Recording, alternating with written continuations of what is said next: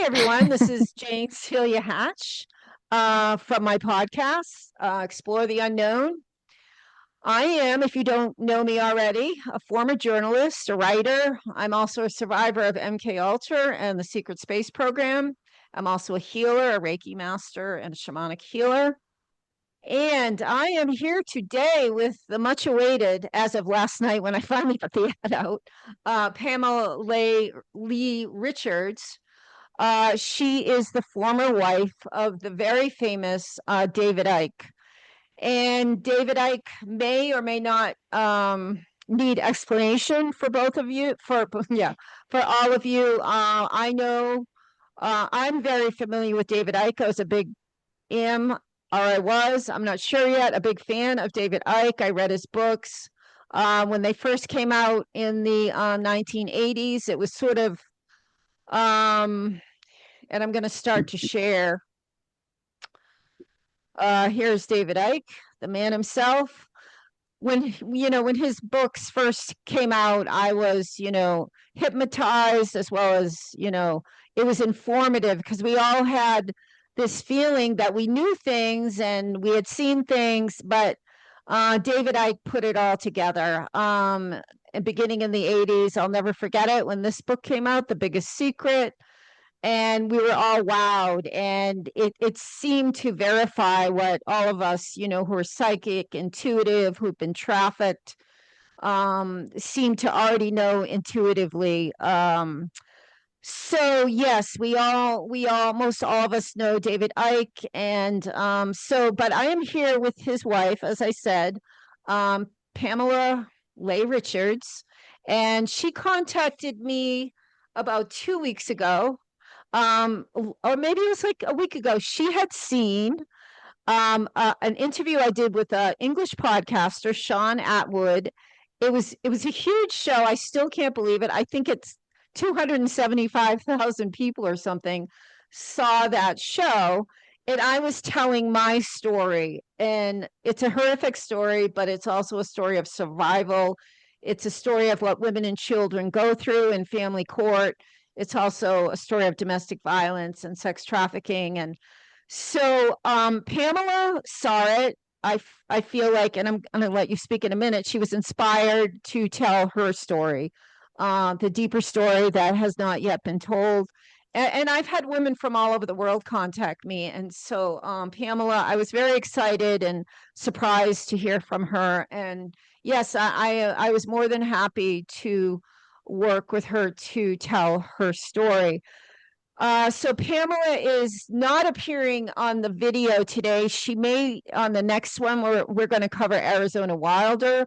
I did have Arizona's picture on the ad because I had an initial thought of doing half about David Icke, and then we would go into the 10 days that Pamela and David spent with Arizona Wilder in California during this iconic interview with Arizona Wilder, which just shook a lot of us. But we've also been able to learn a lot from Arizona Wilder. So on the next interview we may do, she will maybe appearing in the video as well. So Pamela, I've gone through your pictures and your videos, and honestly, it seemed like a romance that had to be like Bogey and Bacall. It was going to happen. It seemed magical, romantic. David Icke was the man. He was handsome, wealthy, successful, and intelligent. And we thought, it seemed like you were living the dream life in Egypt and all over the world. But why don't we start with your story? Why don't you tell us where you were born, the circumstances of your birth, and just tell us briefly the first few years of your life to start. Thank you. One clarification, please, is that Yeah. I'm not his wife because you said I was his wife. I'm Okay, his former ex-wife, wife. former wife. I'm sorry. Yes, yeah. Feel free to correct me and we'll work through this. That's cool. That's cool. We can all handle it. Yeah. Yes, I was. It's really interesting because this world that we all enter, and I was born in 1960, January 3rd, at Luke Air Force Base. My father was a fighter pilot. He was actually an instructor fighter pilot for the Luftwaffe. at Luke. And so I grew up, the first 6 years of my life was in England. We were stationed in England at Bentwaters, Woodbridge. Um, and then my life went on. We came back to Arizona at Luke again. Then we moved to Spain. I grew up in Europe, at Torrejon. That's where I learned Spanish. And also then we were stationed my father was positioned as the director of Berchtesgaden, which is funny enough in southern Bavaria, which is where Hitler's home was, one of his homes Mhm. was. So Interesting. when I look, yeah, when I look at my life, and then when I meet David, of course, later on, and just life took its turn, and so I grew up in Europe. My father retired in Arizona, in 1974. I lived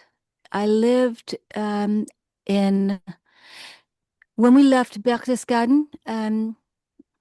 We uh, we were stationed for 1 year at Eglin Air Force Base in Florida, which was right across from the naval base. So um, that was uh, that was where I actually saw my first UFO fly over whatever, what anyone else thinks. It's just, it happened. Don't It worry, was so, we've got a so, very open audience to UFO, and it with my the people who follow me, very, very open to all of that. So don't hold back with any alien or UFO information you have.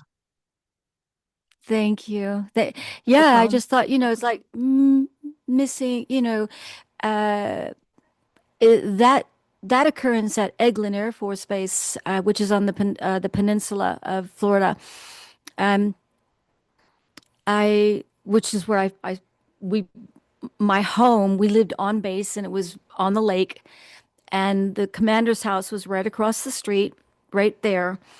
And I just remember, if you want me to go into that one, but it was so It real that just if there's anything pertinent to what we're gonna, to your life that was life changing or made you aware of different issues. Yeah, if you had, I mean, briefly, if there's any extraterrestrial or UFO or anything like that, yeah, please mention it. I have a lot. Okay, maybe that's a whole new video. Just briefly then go through it because we have a lot to get through with David Icke. Okay. So that I can go into that, it was so Yeah. real. I actually went to my father and my brother, said, "Did you see that UFO last night?" And it was shaped like a football. There's brightly colored lights around it, and it floated over our house. It hummed, and it was low. It was really quite low, and it went over into the lake. So that was that. But then I go on to, I was 14. And then my father retired and we went back to Arizona, and that's when I went on with my life. And the big kicker for me in my life was when I experienced the death of my murder of my brother, my younger brother. And that threw me into a world that took 5 years of my life. And it the and it was I was suicidal, so I have great compassion through the experiences I've had to for other people. I go, yeah, I've been there, done that, man. Been there, done that. And the I was in my apartment. Well, when my brother was murdered in 1984, I had been dating my first husband, Randy Bizzelli, still friends to this day, and he is the father of my daughter, our daughter, Alexandria Giovanni Bizzelli, my only daughter, and he was involved big time in Hollywood.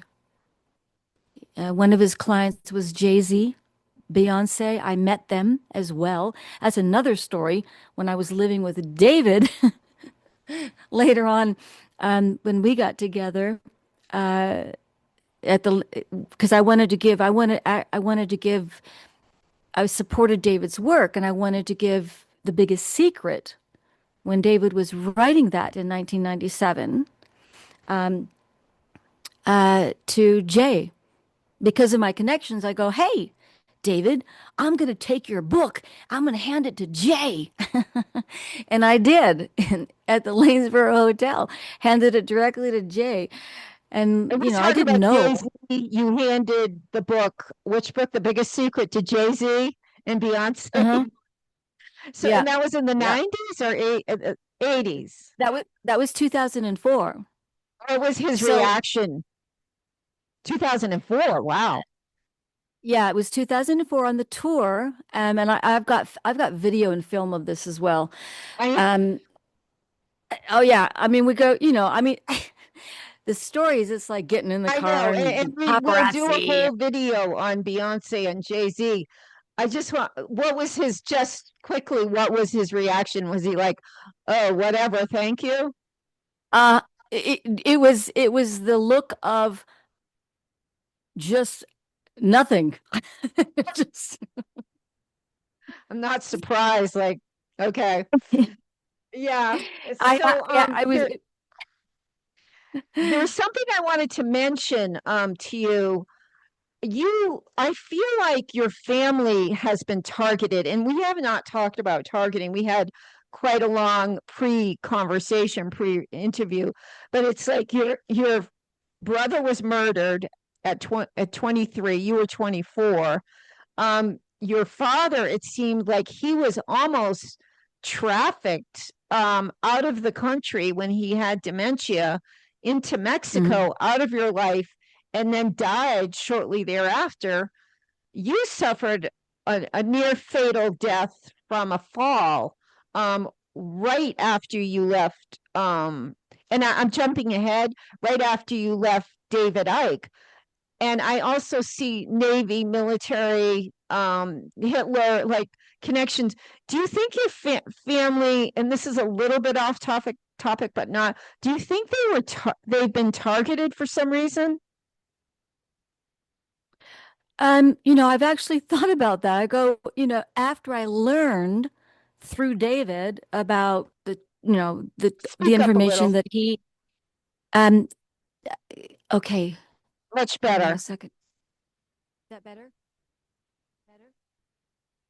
Better? That's fine. Just speak up a little. Okay. Because I'm looking at my phone here. I mean, Are you still with me, yep, I'm here. I'm here. Pamela? Me? Can you hear me? Okay. Can you hear me? I'm not sure what happened. This must be, oh, I wonder if this is her and Hello? she was, Check, oh, check, good. check, check, check, Perfect. Great. Is this you? check. No, that's my daughter. Oh my Now God. this is this Okay. this is another thing. You see, look at my license plate. Look at the license plate behind my daughter. That's my car. Never, NVR NVR4GT. And I created that license plate because I was so traumatized by the death of my brother. I used to say I will never forget, right? So I created yeah. a license plate. Forget. NVR4GT. Now, David, so again, this will be jumping ahead when I got together with David. And that picture there with the pyramid, that's a whole nother cafe press site in Yeah. 2005 that was starting, and he quashed that too. He killed that idea. I was just trying to get on with my life. And he was Well, supportive of it. And there's Credo Mutwa's eyes and David's eyes and my eyes are all, because I had this idea. We're all looking up to the idea I had in my cafe press site that I was creating in 2005 when I was leaving David. all right. Um, Well, let's try to go consecutively and get that to Kim. Here's Credo here. I know you were in Africa with him, but let's go back to that question that I asked you. Do you feel like, and I don't know if you're familiar, I'm also a targeted individual, so are many of the people that follow me. Is there any chance your whole family was targeted for some reason? Well, you know, the only thing that I can go on is what happened. Whether I'm targeted or my family was targeted or not, I did think about that. I thought, because I've got a photograph of my father after my brother was murdered, and it was quite interesting. He was a member of the Daedalians, which is an Air Force pilot thing. Um, and there was one photograph, and it was me and my older brother Steve and my mother and my father. And he had his hand like that photograph of George Washington. They have their hands in their jacket a little bit. Yeah. They're Yes. okay. My father was sitting at this table in this dining area at a friend's home, and this is what caught my attention. My father had his hand in there, and it's deliberate. It's this is like it's like a Freemasonic kind of a sign, you know? Your father And was and I giving, wait a sec. Your father was giving a Freemasonic sign with his hand? Well, he had his hand very intentionally placed inside his, and he's Yeah. sitting down, and we're behind him standing at a friend's home. He's at the head of the table, of this dining table, but he had this look on his face, and his Mm. hand was positioned in that, that George Washington thingy manner. I'll say that, but lots of them do that. You know, they're signaling, you know, whatever. But I didn't know anything until I met David and learned Mhm. all of this information and putting it all together. So was my family targeted? Who knows? Well, we could do a whole thing about elder abuse and the woman who got under my radar and took my Yeah. father out Yeah, that's and my another older whole brother. story. And yeah, I know. And then I know it was an accident that you fell, but that was a near fatal fall. You did almost die. It was within minutes there, the whole left side of your I know that Yes. was an accident, but there's curses that are put out that can make you easily have situations where you could die, but that's a bigger picture. Okay, so we've gotten to your teenagehood. I think you had some kind of career going before you met David. What was that? Yeah, I was well, after my after my I was working, I went to dental school and blah blah blah. I graduated from high school in 1978, and then I wanted to be a professional freestyle skier. I love skiing. I learned to ski Really? in Yeah, I learned to ski in Berchtesgaden in southern Bavaria. That's where I fell in love with skiing, and um I actually broke my leg the first time out. Not going down the hill, but coming up on the rope tow. And that's a whole nother story. Yeah. Um, and so, but I had a love for skiing. I was the president of the ski club in high school, and after high school, I went to Salt Lake City to snowbird, and because I heard that a lot of the freestylers would go there for practice, and so that's why I went there. And I skied. Basically I ski bummed for 19. It was 1978, 79 for a year and a half, almost 2 years, and then I went to Lake Tahoe, and then I came home in 1980 of January. Then I was getting on. You know, I went to dental school. I became a dental assistant. And then I was a real estate agent, and that was what my work was. And then in 1984, when my brother was murdered, and my father also had his own business. He had a light manufacturing company, and Hmm. so I worked for him as well. But when my brother was murdered in 1984, October, now that's another interesting thing. Yeah. October 19, it was October. It was a Friday night that my brother was murdered. October 12th. They made a mistake on the gravestone, and it Hmm. says Friday, October 13th. Yeah, see, that's targeting. Like, if you understand targeting and satanic ritual abuse, they do things like that on purpose. And again, that could be Yeah. another whole video when we talk about your brother and father, but I see it as all tied together. But let's keep Yeah. moving along. You had a real estate business, and then you met your first husband, who was or became a famous, was it a music producer? He's on the cover of Time magazine with Jay-Z, my first Okay. husband. What's his name? And I have the picture. I could send it to you. But yeah, I'll see my if I can find it. What was put it? What's his name? Randy Bazzelli, Buzzelli, Time magazine, Jay-Z. Oh God, I have to stand up to even see my keyboard because it's kind of, sorry, everybody. Randy, what? How do you spell it? B Buzz Buzz Ellie, Time magazine, Jay-Z.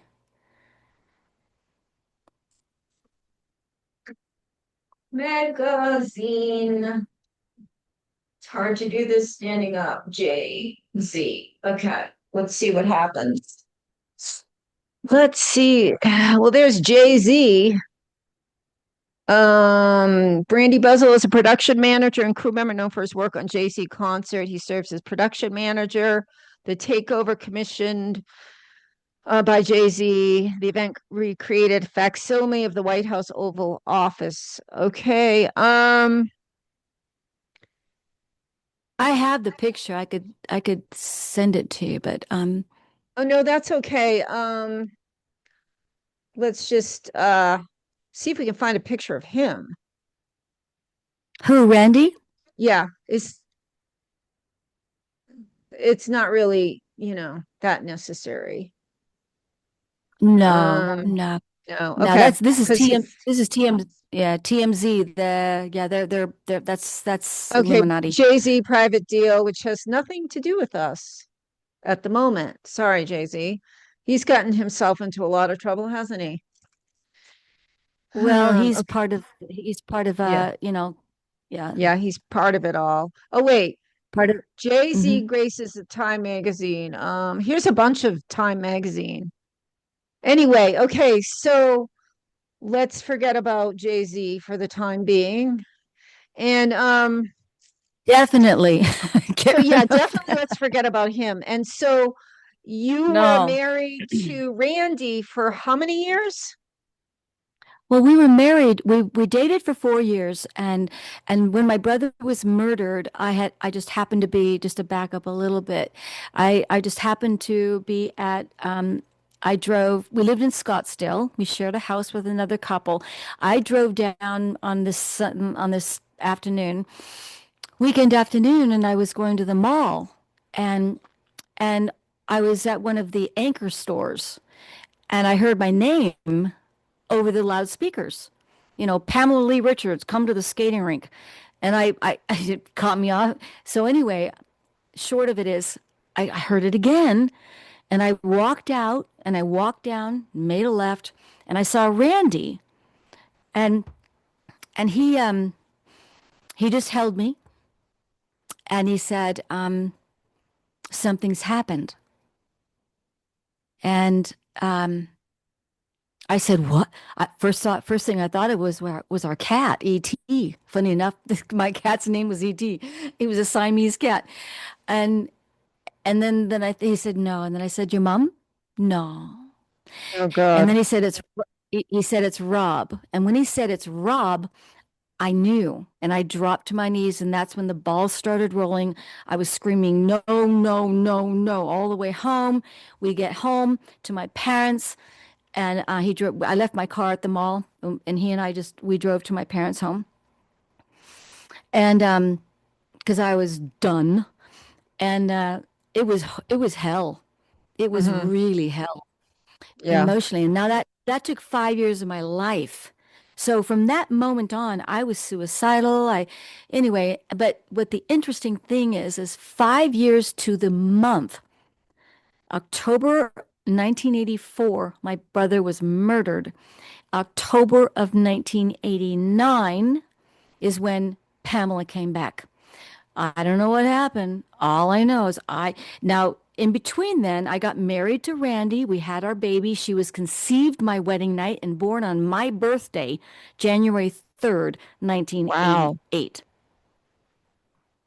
So, but a little girl wasn't enough to wake me up because I was still suicidal. I didn't want to live, I right? get it.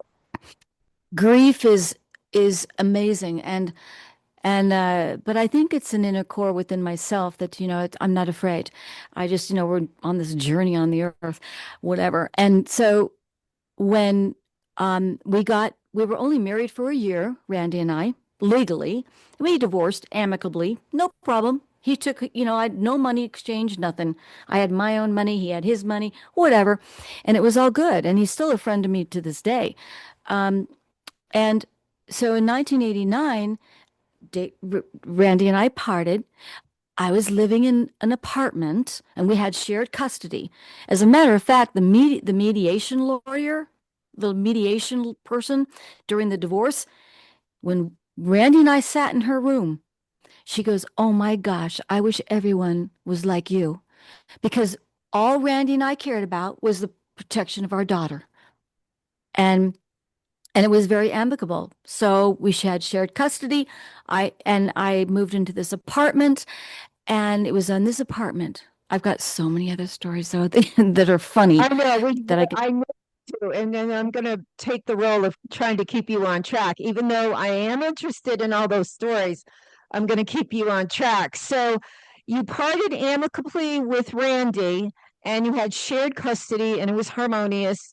And other than you were still in recovery from your brother's murder, um, which stops me in my tracks. But we'll get into that maybe in another video. And then what happened and how soon did you meet David Icke after that? Okay. So when I was in my apartment, let me finish with that, is that when I was Okay. in my apartment, when I say Pamela came back, it means that there was an intervention, something energetically, because I'm really into physics and science and that's what my fall actually threw me into. I was in Zen. I actually was operating on a different frequency. The fall, having the left side of my brain squashed, this is the way I see it. For some reason, I woke up and I didn't lose motor function, but I lost memory. But this is why I say, some of the books in the library of my mind burned and I didn't miss a thing. I woke up in another frequency and everything was fine. Of course, I had, 9 broken ribs and fractured wrists and all that from the fall, but I woke up thinking differently. And so in that apartment, um, when I left Randy and I was dying, I dropped to my knees in that apartment. And it was in October, funny enough, of 1989, 5 years later, after my brother was murdered. I'm ready to check out. Mhm. I dropped to my knees and I said, "Please, God, let my heart stop." Yeah. Before before I finished those words, something energetically slapped me up the backside of my head. It was like bam. It was like a lightning bolt. And it's like the dark world I lived in for 5 years slammed shut and Pamela came back. And it was like, oh my God, even Randy and they're going, "What happened to you? 1 minute you want to die, now you want to live." And I just set goals and attained every single one of them. And then we lead up to meeting David Icke. Yeah. And I was happy. I'm my screen is frozen. I'm so mad because there's so many things I want to show. And one of them was in Jamaica where you met him, and it was some kind of romance dating site. And you put on a piece of paper exactly the type of man you wanted to meet, and you didn't know David yet. And then it seemed to come to pass that that's exactly what you got. And I don't mean to take words out of your head, but I wanted to show that. But I'll go ahead and tell your story, and hopefully my screen will stop being frozen, or take it from here where you want to with now we're coming to the David Icke story. Oh, I appreciate your guidance, darling. It's okay. Feel free. No apologies necessary.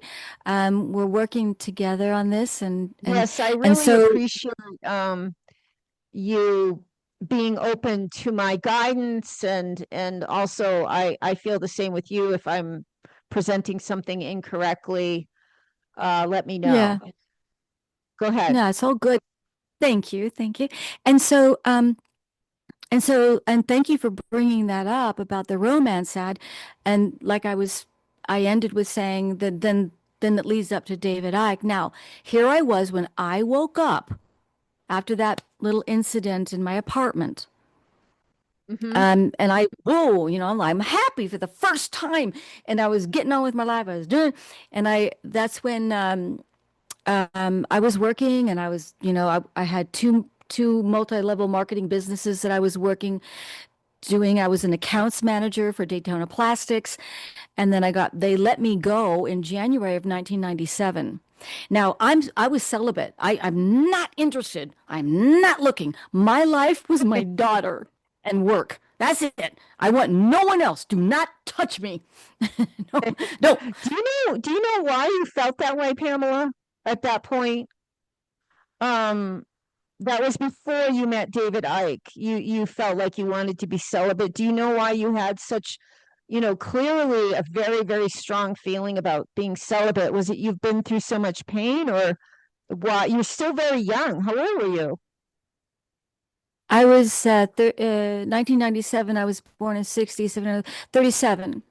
So at that I point, you was said, "No one touch me. I want to be celibate." Do you know why? Well, I didn't actually say that, but that's what was happening. It wasn't an intentional thing. Okay, It okay, was just the way I was living. It was just the way I was okay, living. gotcha. My work was, I was happy. I Okay, loved my daughter and I was okay. learning. Yeah, and I was working. And then when my accounting position let me go, um, it threw me directly into the MLM companies that I was working with, which then a friend of mine contacted me and she said, Pamela, she nudged me and she's going, hey, they're giving back in the day, they used to have romance ads in the Oh, yeah, paper. this is what I was, yeah, explain this. This is so interesting. Were you in Jamaica yet, or on your way to Jamaica? This happened in Jamaica, right? No, Oh, this okay, happened in sorry. Arizona.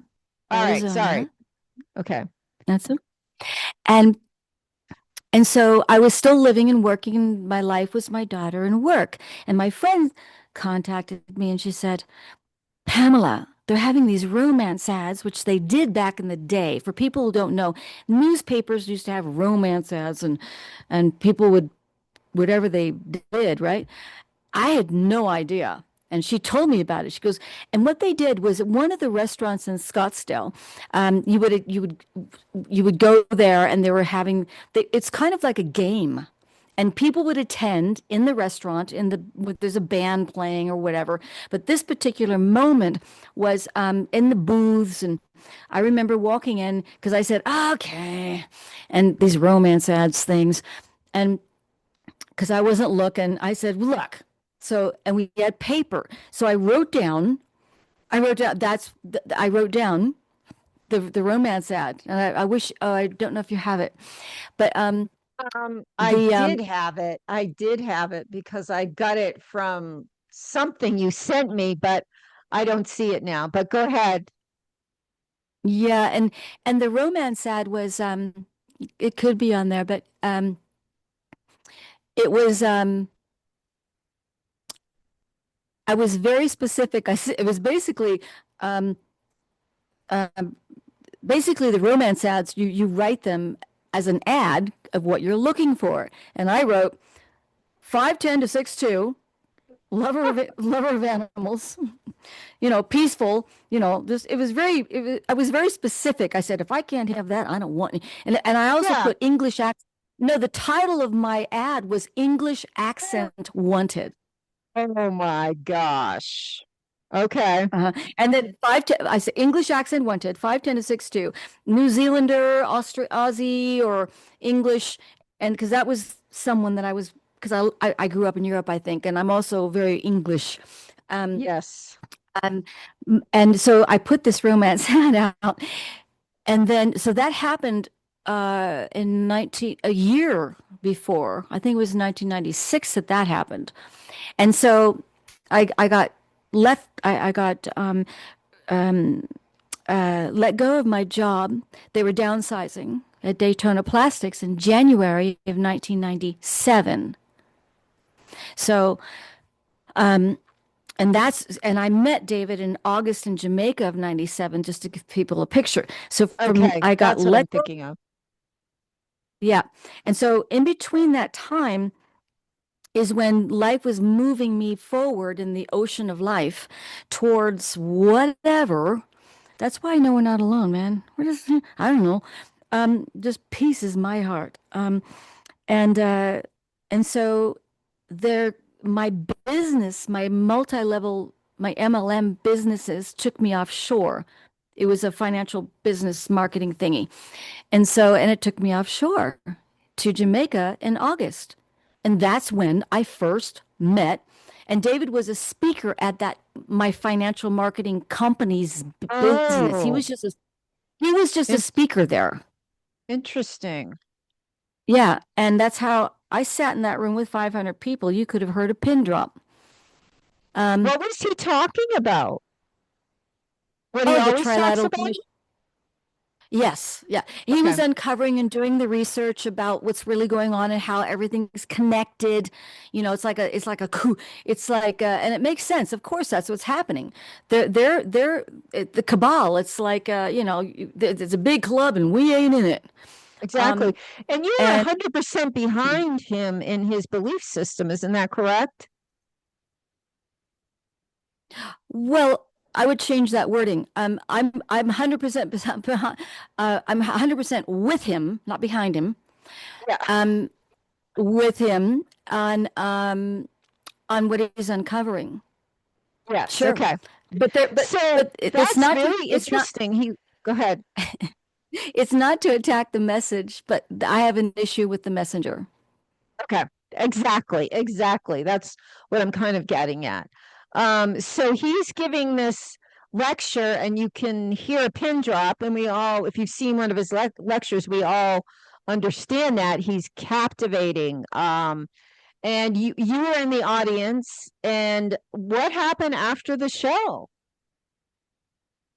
Well, after that initial in Jamaica, I was just I go, oh my gosh, in my business, I'm going, I want to bring as many more people back to the next conference to get in front of this guy. You know, they got to hear this, right? So we're all learning. That picture right there that you're scrolling down, that was in my recovery from TBI. That, that was, I didn't have a care in the world. I was going, hey, I used to be very shy but after my fall, I didn't care. I was, Interesting. yeah, this was in my So magic garden in my the home. divorce started when early in your recovery, and that's a picture of you maybe trying to, looks like you're out in the mountains. If he only had, That that's shit, that's my magic garden, darling. I'm sorry. I know, that's right? okay. No, I just, okay, I see. All right. So, I was dancing with life. oh, you're dancing in I this? Yes. Should we look at it? Sure. Do whatever you want.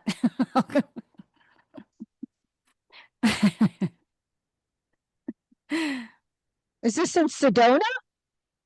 You can't hear the music, eh? Yeah, Yeah, I that's the can. Sedona. This is Sedona. This is my magic garden, and that's a whole other story about the Tonker toys. And when they widened the road below, because I lived high on the hill, and I rented the guest house. And this is my magic garden, and I just had gone out. But then I've got a whole nother story about them widening the road and lifting. Oh, that was another Oh, yeah. hell. All right. So sorry, I jumped ahead. So you're going to, you've seen David Icke, you're mesmerized like all of us, and you decide you want him to come back, and or you want to make another contact with him business wise. Is that right? Yeah, I wanted to make, not with him, I wanted to just bring people to the information. Okay. And Okay. because my world was my world. It was just a guy that was speaking, that's all. And Yeah. then, Okay. and this is why another thing, Jane is, and the audience, people say, "Oh, you fell in love," and I'm thinking, no, no, something. This is not your typical get together because I No. wasn't looking. But let's just back up a little bit. So I'm in Jamaica. I see the guy. He says this thing. I'm going, oh, I thought, oh, that makes a lot of sense. What he was saying totally made sense to me about the Yes. unraveling, how the connections and the dots are being connected. And there's that cabal working behind the scenes of humanity, and they're coordinating everything. They're very strategic. And being the daughter of a fighter pilot, I love organization. Um, and I understand how it works. So it's common sense to me. But so then I left Jamaica in August. I go back home. I'm doing my thing. And then I go back to Aruba in November for the next conference where David was speaking again. That conference is where he and I connected. Something put us together. I don't know what it is because I wasn't looking, but it just Well, you happened. had filled out that ad for romance, which exactly described him, I know, right? right? Isn't that? Yeah. Yeah. So you manifested him or something. Something happened. You created him.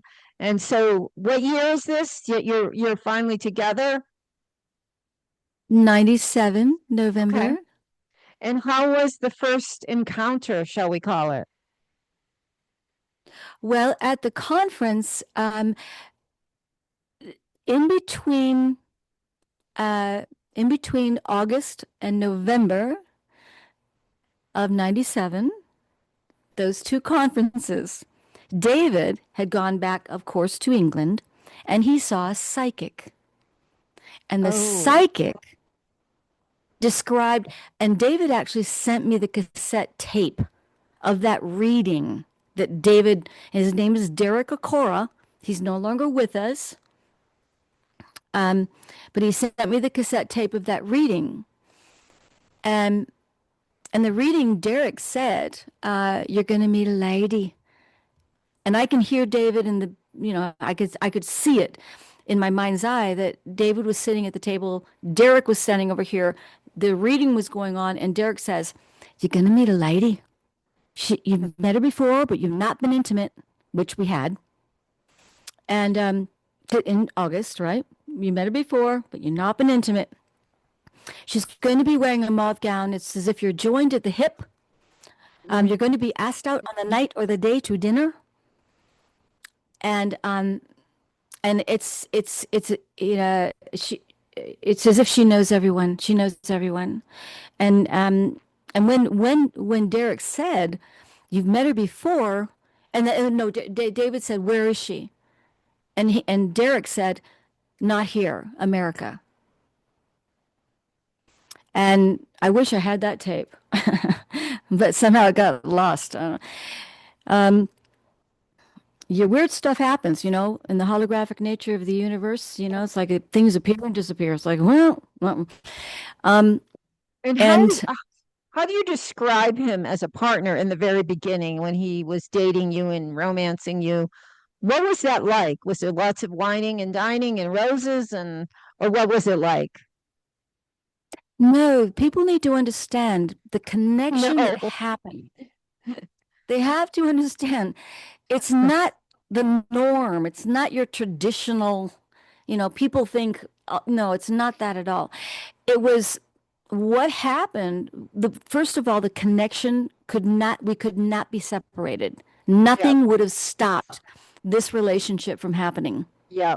And that's why it lasted so long. Oh, then we've got Royal Adams. There's another segment in all of this as well. He looks very happy there. Yeah, David, yeah. 1988, Bermuda.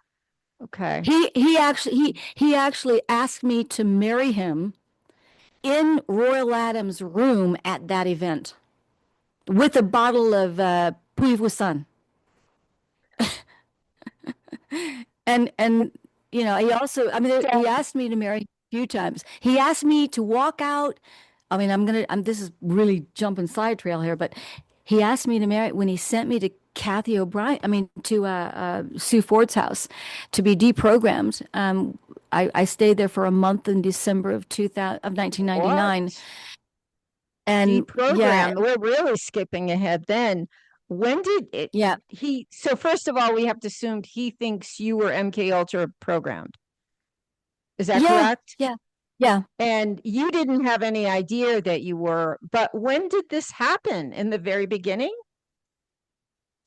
of your relationship? Um, Oh yeah. Oh, from the get-go. I mean, I'm blonde-haired, blue-eyed, and in his mind, from the very beginning, I'm sure he was thinking, well, he thought that to begin with. But we were connected.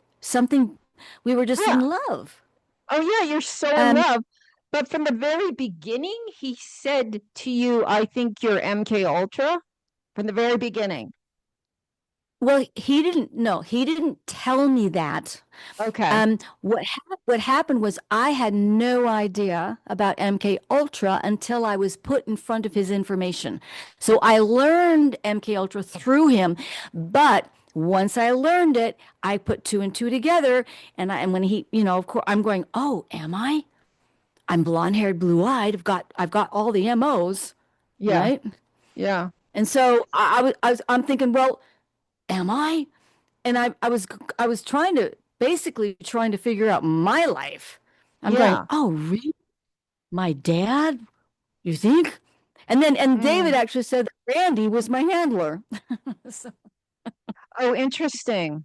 Yeah. And what year was my this? first which year? What do you mean? That he's saying you're MK Ultra. That's right after you met him. I'm sorry. Is it 1990? What? 7. Not okay. 19. Yeah. But there's nothing. This is a runaway train. You guys are not going to be together. But he feels you're MK Ultra. But you're off and running. There's nothing that's going to stop this. Correct. Where we nothing could have stopped our relationship from happening. And when we got together in Aruba, um, it was again, it falls right in because I actually asked him. Now remember, the psychic Derek Acora between Jamaica and Aruba from August and November, David saw the psychic. He sent me the tape. And what Mhm. Derek said, interesting, I didn't know, but when I arrive in Aruba, I'm just, I'm doing my thing. It's my business. I'm with my fellow people, and David's just the speaker. And Okay. then, and then I asked David, David, I asked David, I said, would you like to come to dinner with me and my friends? Which he did. So he was asked out to dinner, which Derek said. Now, in Aruba, on the first arrival for all of us, conference attendees, you go out and you have this by the pool, the first arrival on the Friday night. And David told me later, because he was there as a speaker, he was up in his room and he thought, I'm going to go down, make an appearance, and then go back up. He was writing the biggest secret at the time. And so when he came down, I just happened to be coming up on the stairs in the pool area. And then he stopped and he said, hi. And I stopped. I said, hi. And he told me later the reason why he stopped was because I be the one. Because Derek Acora had told him previously, Mm-hmm. this could be the one, David, this could be the one. And that's why he stopped.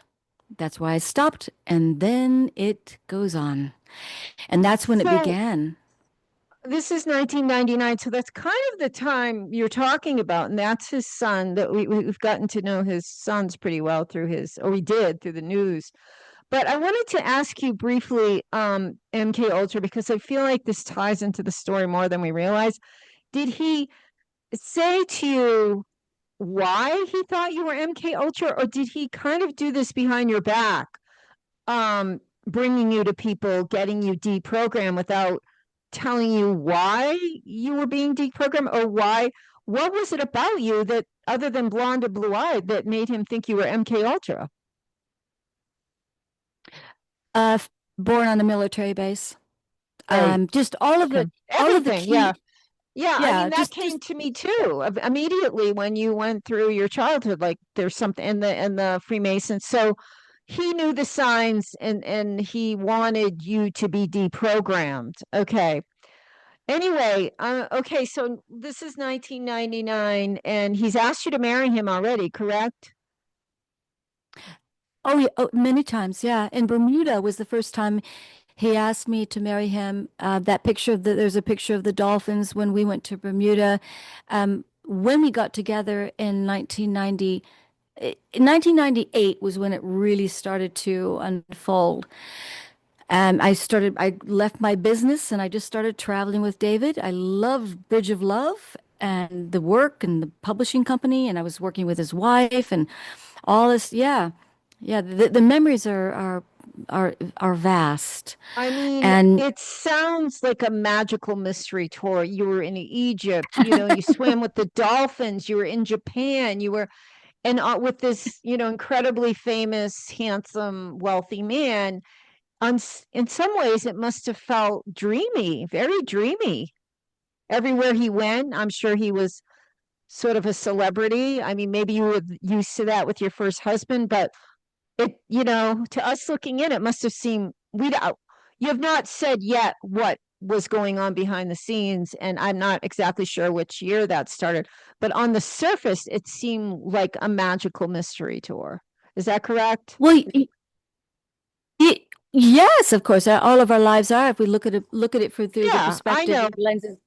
And Yeah. but the other thing, Jane, is that what people need to really understand is like I was talking to a friend the other day and he said, "Oh yeah, you fell in love with a rich guy or something like that." I'm going, first of all, David was not rich when I met him. Number Mm, two, I had no idea who he was. He was just a guy, he was a yeah, speaker and then he was that's very true. famous in he was very famous in England. I didn't know. I just fell in Right, love with this guy in Aruba. right, And right, then, right. when I first arrived, and I've got film footage of this as well, the black cabs, and David calls me, "Hey, come over," and so when we started to get together, he wanted me to be there with him, and I didn't realize his fame, and so when I got there to England, um, I've got video of this as well. Really funny. He goes, "Pamela, I just want you to know, I'm kind of well known," and I'm going. Oh, really? I don't know that. I don't know. You're just a guy Yeah, to me. You're just the guy I love, right? right, right. Yeah, I can see that. I And guess I so, was thinking, looking from now or later, we all thought he was rich and famous and wealthy, but at the time you met him, he was not. He was just starting out. He was just the oh guy. yeah, yeah, So, yeah. Not rich at all. Mm-mm. yeah. And Yeah, and I he mean, I actually, know when writers are first starting out, like, you're poor. Most writers are poor their entire life. I mean, he probably eventually figured it out. But anyway, so what, I guess let's go to 2000. When did you get married? okay. So I so love the terms this. we got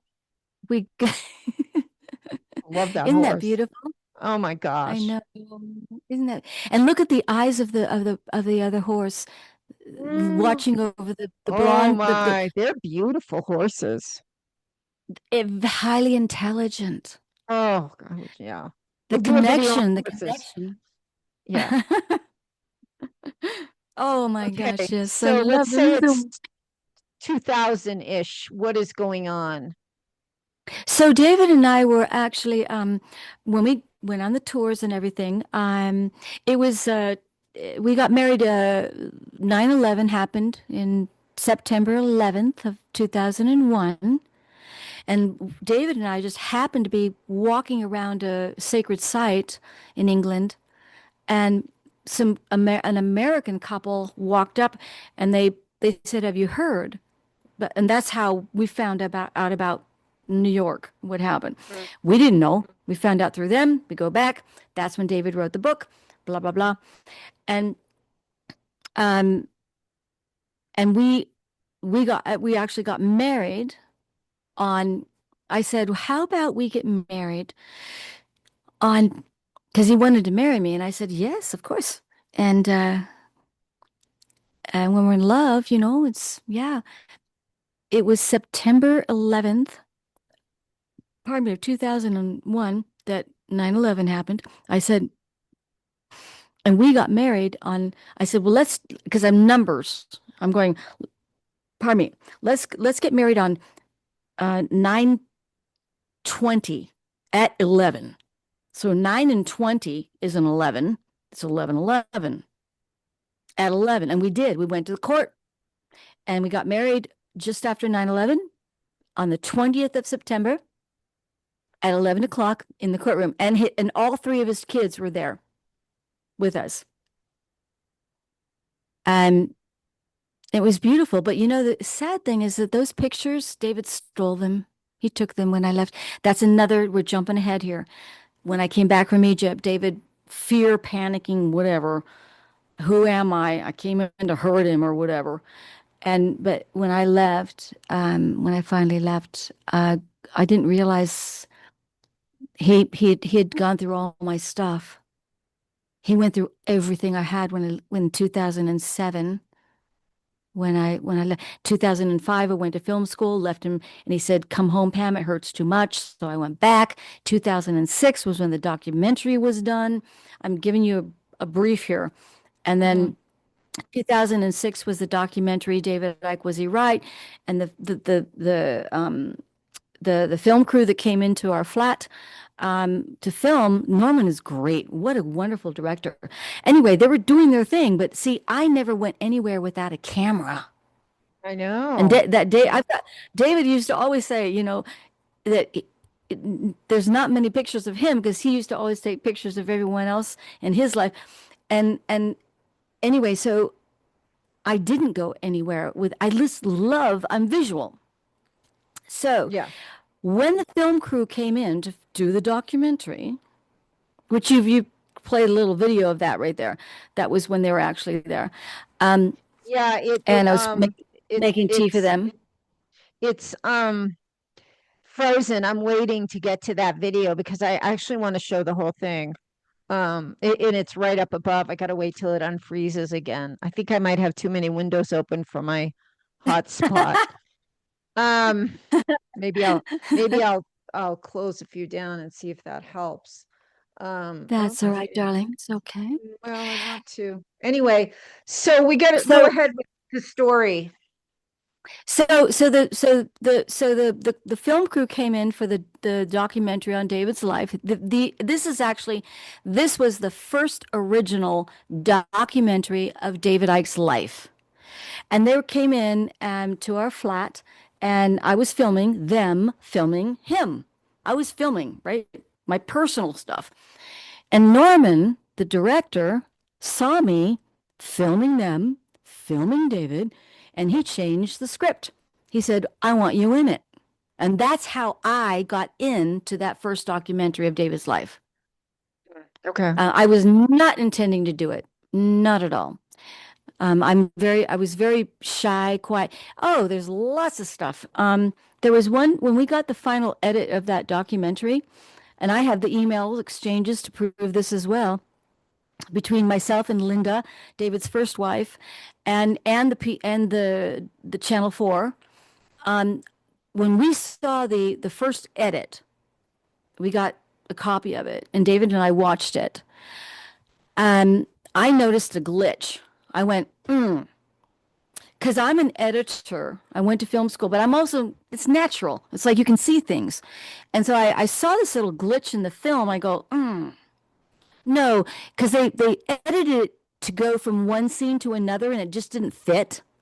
Mhm. And I was very shy, but I thought I have to speak up. And when I spoke up and I talked to the Channel 4 people, the I said, and I pointed that blip out. I said, it would be great because what they did, they went from one scene to another, but it didn't fit. And I said, because it was actually between me talking about something, but they went to something was weird. And I said, no, and you should go to this scene. And they made the change. And that's the documentary that you see in full publicly. Um, let's watch it. I think I know the one. Wait a sec. Where'd it go? Is this one you're singing? Let's play this for a minute. This is Sedona. Um, On Zoom, can we hear it? I can't hear the sound. I can hear it. I'm assuming the audience can hear it.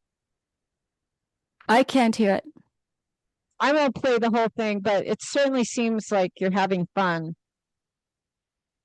I always do.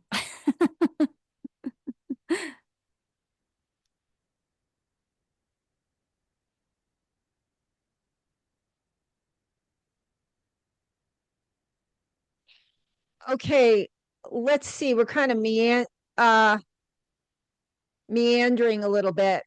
I wanted to find that film in your house. I know it's I don't need my Facebook page here. Hey, Jane, I think on Vimeo, I mean on Zoom here, for some reason the audio, I can't hear it. And I've learned that also sometimes in Hmm. Okay. certain. Well, let's go ahead. I think we're approaching an hour. Is it an hour now? Let's get into it. When did things start going bad, let's say? How else do we say it? It's okay. Yeah, How it's go ahead, darling. when did it start going bad between you, and what were the first signs? Well, that's really interesting because when did it start to go bad? Uh, when I we have to back up Yeah. a little bit because when we met, I'll be very clear about this. Um, when you something brought us together and we were inseparable. Nothing could have separated us, right? So you're in love, it's like, oh, it's all good, it's all good. And then when David and I had our first incoherent moment, my heart was crushed. I couldn't believe it. I'm going, oh no, oh my God, what? Yeah. I have this, and then we have this. And I was like, "Oh." And because David is a very angry man. That was actually noticed by the lawyers when we were going through the divorce, but even his own daughter. I have an email from Carrie to her dad, and because I'm in it, and I'm just going, So now we have to, if we look at David, David has to look at himself. It's like, David, admit it, face it. Um, because if you don't, you can't. I used to say that I felt like a rag doll. I'm not a rag doll, man, to be tossed about and What thrown do you off. mean? You up until this point, everything has been fine. So what do you mean you were tossed about? Were you starting to be treated like that? Like you were a disposable doll, or? When did Always, that start? always Oh, from the very in the beginning. beginning. Uh-huh. Okay. Uh-huh. So it wasn't as I imagined it. It started out this fairy tale from the very beginning. There was what? Control? Was there violence, anger? When did you first see his anger? I don't remember that. All I know is it was early on, and I remember thinking to myself what I just shared. It doesn't matter when it was, I mean, or how, whatever happened. I just felt the anger. David is he can get very angry. Mm. Um, and, uh, and yelling. And I mean, I've got many stories about that. Um, and it's like, So so there I'm learning. I'm with was the it, man I love. would you call it domestic violence or wasn't it that? What was it? Did you feel intimidated? Did you Mm. feel scared? No, it was, yeah, I want to clear that up. It's not domestic violence at all. It was, it's very different. My relationship with David is very different. Now, yes, there was not physical abuse, it was verbal abuse. And words carry meaning, Yes. and they're very powerful. Can And you I give was us an example? attacked. Well, could you give us an, instead of saying you were attacked, what did he actually say? Do you remember? Oh yeah. I've got I'm the sure you emails do. to help me remember. I sent them to you, but let me just see if I can like I I get do have those. I'm just I wondering gave you yeah, those are emails, but what did he say to you in person? oh, That put me was, down all the time. Put me down all the time. Oh my God. It was like, you're full of yourself, person, and all you think about is me, and your website is all about, I mean, it's just the put downs and the belittling was unbelievable. And I didn't realize it in the moment. But when yeah. I look back, thank God I've got all the evidence. Because so when I look back on it, it was like, oh my God, those little moments affected me. Oh, And yeah. David probably doesn't even realize how I'm clearing it out now. Like that's why I think it's really important, people. Very important. You have soft landings when you have ears that are willing to hear. And they're not judgmental. They are here to give you that soft landing. You So will be were you heard. You're sort not of alone. starting to doubt yourself, or was your self-esteem being affected? Mhm. Oh my And God. it, go ahead. Um, I attempted suicide, While you were with literally. him? Hmm. Now, no, this was I'm sorry. no, it's okay. It's okay. It's okay. I want to be heard. Thank you. I know, that's why we're here.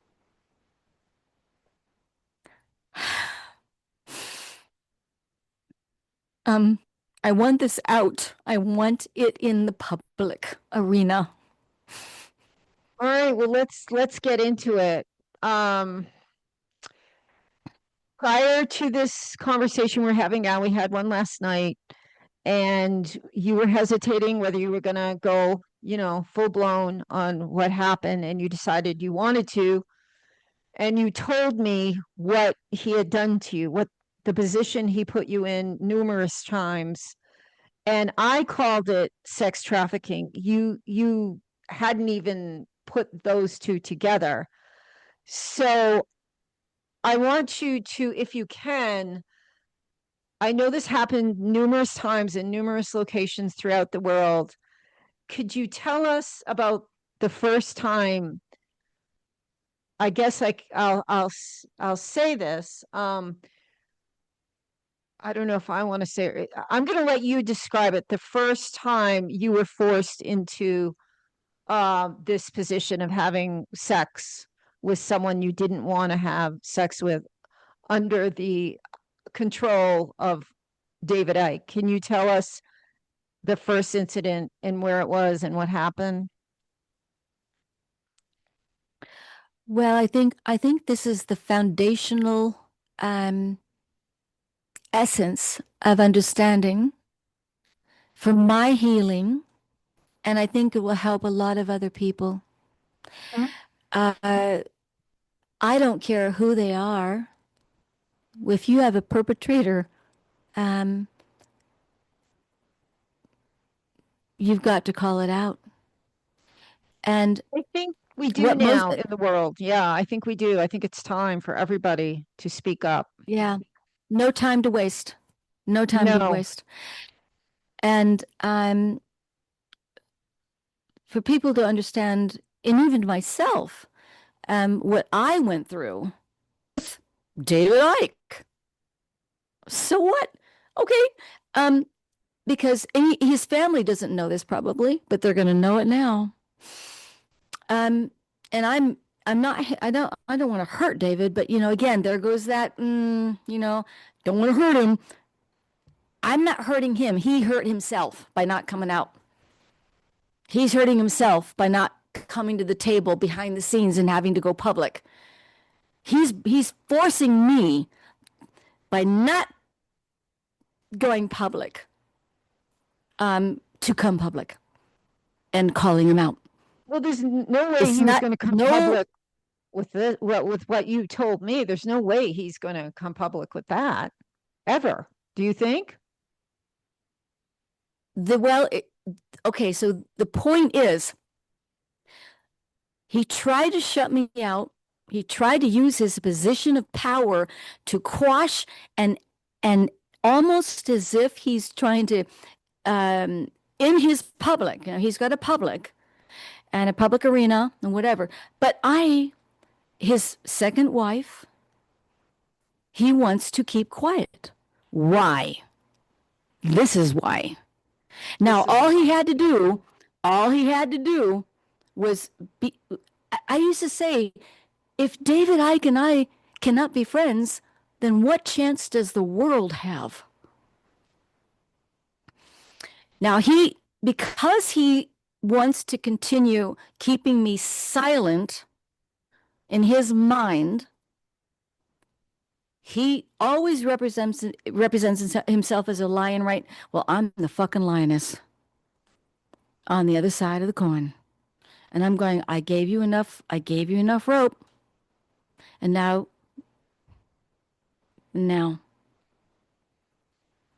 I'm just, I offered. I'm just waiting. Patience has been my guiding light.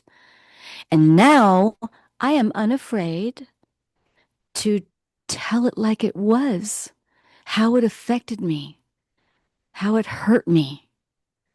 And he doesn't care, apparently. Uh, I mean, I mean, it just, I'm not sure how this ties in. Like he's never going to come out and say what you're about to say. But are you saying if he had come? I'm not even sure what you want him to come out and say. What do you want him to say?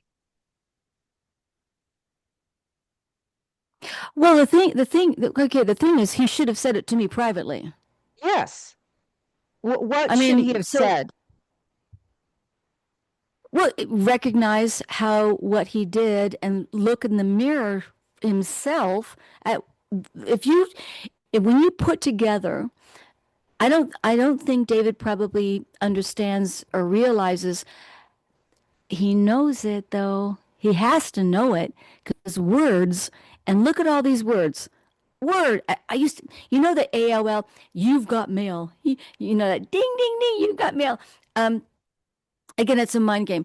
Now, I used to dread receiving emails from David. I Oh my can see God, the why. These long, are all emails from David Icke to Pamela. I'm assuming yeah. this is after the divorce. And I know the Oh, divorce no, no, was, wait, no, no. sorry. This was before the divorce. Okay. and after. This was over a period of a long time, and I've got the original emails, but I wanted to sum it up. It's just too much for people to just, these are literally, as God is my witness on my family's lives, the truth.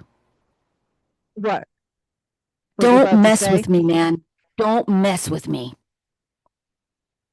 You know, um, he thinks that he can keep me quiet. A lot of people, that's what abusers do. Oh yeah. Perpetrators do. They threaten you, they warn you, they put you in a state of fear. It's like, what? Mm-mm, not me. Well, this is David is never definitely met. threats. I mean, you abuse They're these are curses. they yeah. So he's like demoralizing you and telling you you're full of it. And now, why is he doing this? Because he feels like, what have you done to him that in the public eye? I mean, you flew to England and represented yourself against David Icke and his attorneys. Is that right? Yes. And it was long While and while drawn I was out. while I was recovering from a traumatic brain injury, it's like it's like kicking somebody in a wheelchair over. But he forced me to go. Were you trying to get money, a lot of money from him? I mean, I don't suspect that, but I've seen that in comments. No, let see again. There's a whole story about this. Now, again, David, instead of talking with me, I left. I'm going to be very clear about this.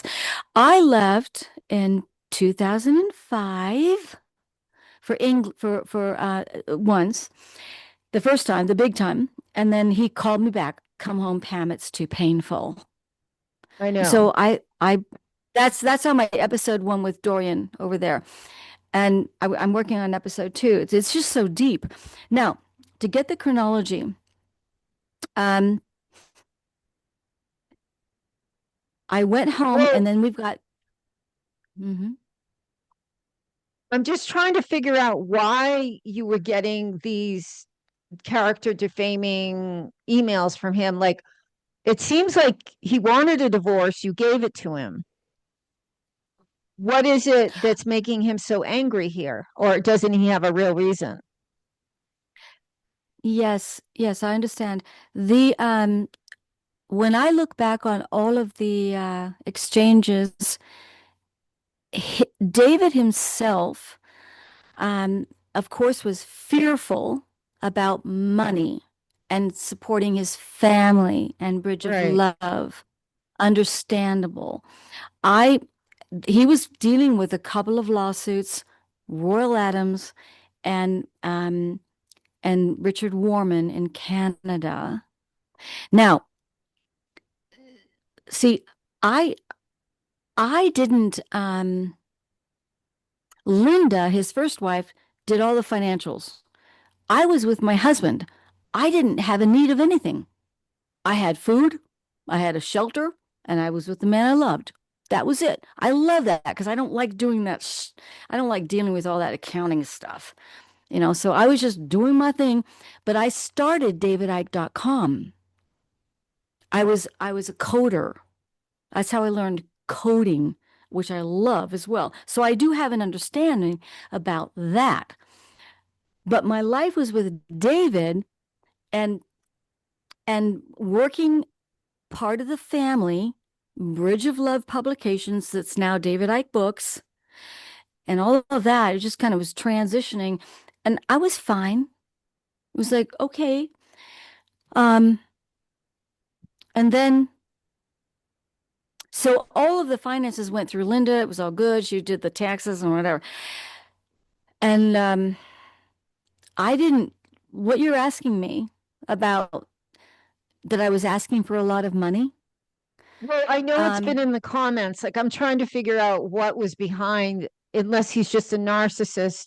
why he was attacking you like this. And because we don't see the email exchange, we only know what he said to you. So yes, and it's also been in comments, even coming out now, somehow they think you're going to make money. You should. I certainly didn't pay you for this interview. Neither one of us are getting paid. So so I have no idea how people think you're going to make money off of this testimony you're Yeah. about to give. So I'm wondering why, did you try to extract money from him? I mean, it would be, I mean, acceptable for you to get an alimony, $5,000 a month, but I don't even think you got that. And I don't know the answer yet. Did you get any kind of settlement with him? Okay. I'm going to try and be as Brief clear as as we I can, can. as Yeah, brief as we thank you. can. Okay, it's brief. So for the audience, are you so for the audience, see, these are elements that need to be brought into the story here. Um, During that time, 2005, I went to film school. 2006, the documentary was made. 2007, I left my home on the Isle of Wight, England, for Egypt for rest and recovery. Uh, I mean, there's a lot. And then when I come home, I booked that trip because I had to get out. I had to get away. But we have to wait. 2000 and okay. So um, I'm going to get to this one point because it really kicks to really understand what's going on when David was when we were trying to get a divorce. I left David. I went to 2007. I went to Egypt for rest and recovery. And that's when we were going to really officially divorce. I left. I booked it for 2 weeks. I ended up staying for 4. I came home and I've got video of this as well. David opening the door and um and and it was good. It was calm. Yet when he opened the door after I came back from Egypt, oh my gosh, it was like an energy rape because he had taken everything of mine off the walls. He had gone through all my pictures. Because when I walk in after my time in Egypt with the dolphins at an eco village, uh, I come home to that. Mr. Infinite Love. He just ripped everything up. This is fear. There was a huge fear factor going on. And David, from David, not me, David. And it was like, whoa, and he had to get rid of me, make sure she doesn't do this or whatever. And so I walk in. Not only did I gained enough peace within myself to come home and pack, to move, to leave. But when I saw all of that, I he had taken my all my film, all my cassettes and tapes and film, and I was crying and I said, "No, they're mine. Those are my babies." He says his books are his babies. Well, those films were my babies, personal, my life with him and whatever. And he did give them back to me, but I took them to the bank. I put them in a suitcase and I put them in a vault in the bank because I didn't trust him and what he was going to do.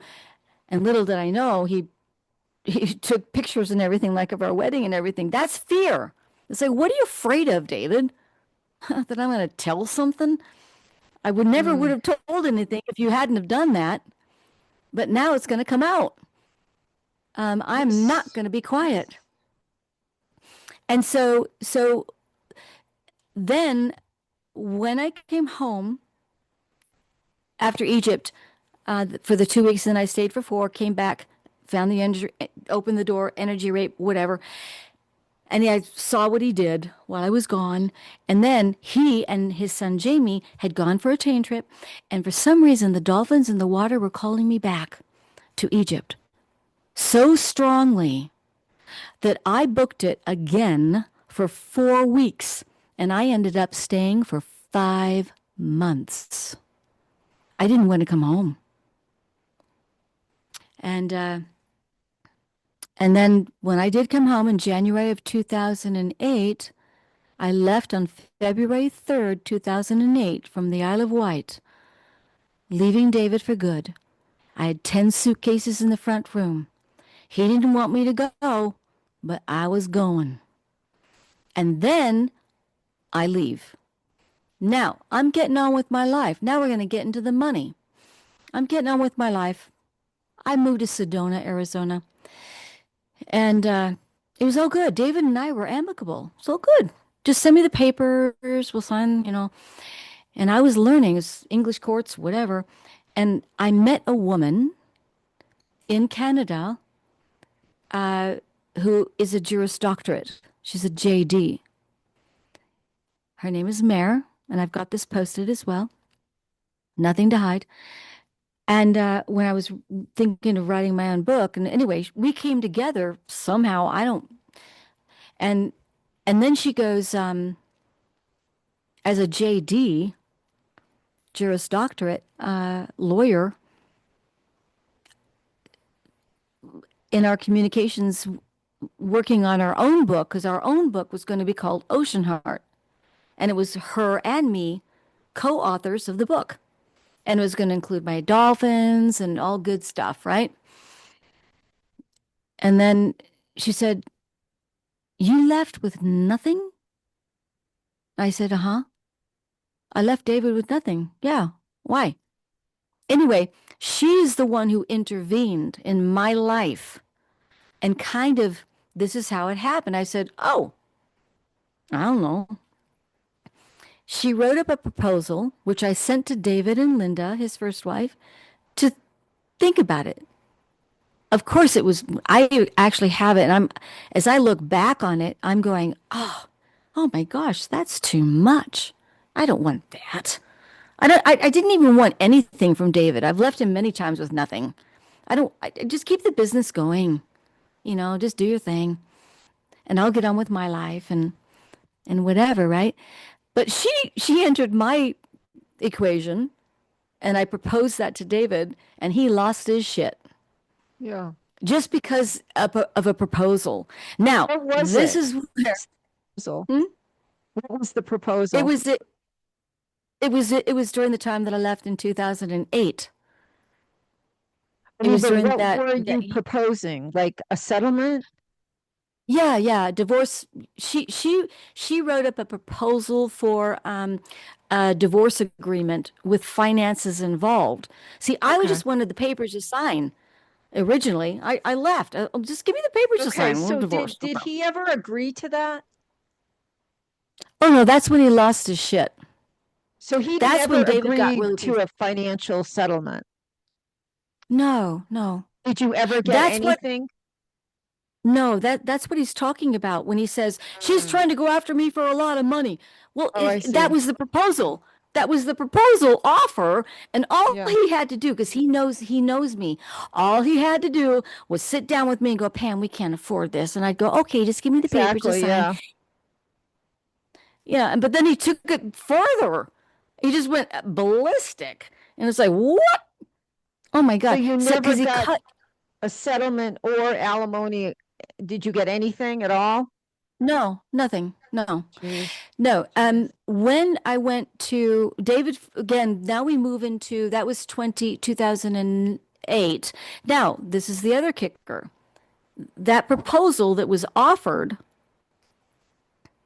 was it 2000 and hold on one second.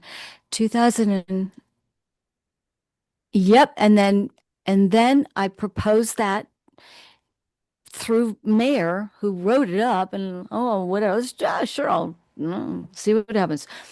And then that was Okay. 2008. Now 2009, January of 2009, David drove 16 hours straight from Northern California I've got all the emails and evidence to prove this. But anyway, he said, Pam, I'm going to be coming to America. Can I see you? I said, not with the baggage. Um, don't come with the baggage. I've been away for 1 year and I was fine. I was getting on with my life. But Okay. he Well, he he he surprised me at knocking on my little glass house door, and um and he stayed for 45 days. And this is 2009, January of 2009. I left February 3rd of 2008, the Isle of Wight, England. Divorce amicable, no problem. Just send me the papers. 2009, January. Funny enough, it's almost the same. Uh, and he stayed for 45 days. And I was on the phone with a friend of mine in England, another well-known lady, but beautiful soul. And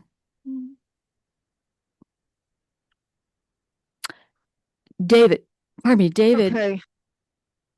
walked into the bathroom to take a shower.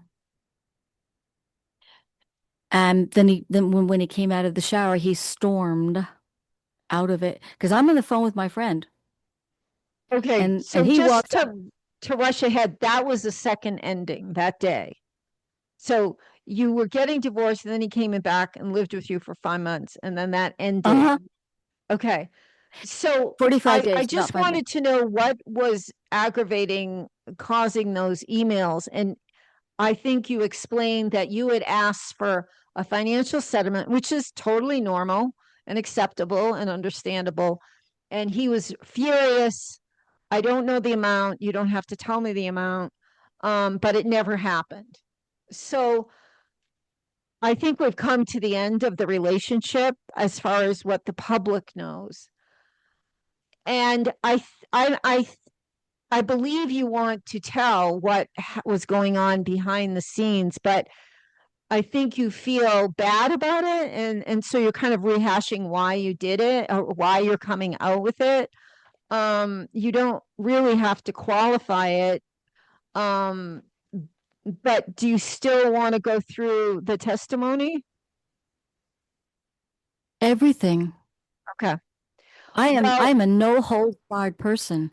okay. Nothing. So this this is going to be kind of shocking and hard to understand because on the surface you were living one life. So from what I understand from you and what you told me last night was that most places you went around the world, and I'm not sure when this began, but maybe you can clarify that. David wanted you to be having sex with another man in his presence, and he would always line up a man in all of these different locations, and he would be sexually aroused by these men, and they seemed to be everywhere. He would line them up.